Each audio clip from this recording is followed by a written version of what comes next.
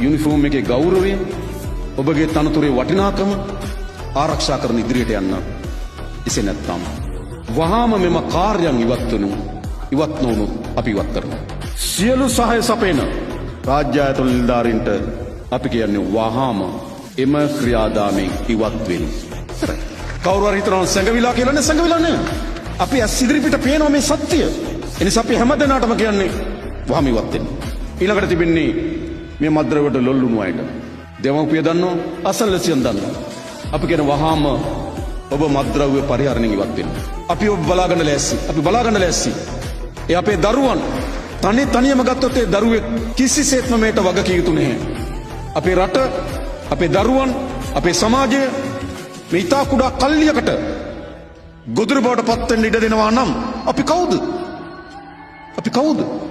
සාමාන්‍යයෙන් ගම්වල කියන උන්ට ගියපු රට කියලා. මතක තියාගන්න මේක උන්ට ගියපු රට නොවන බව.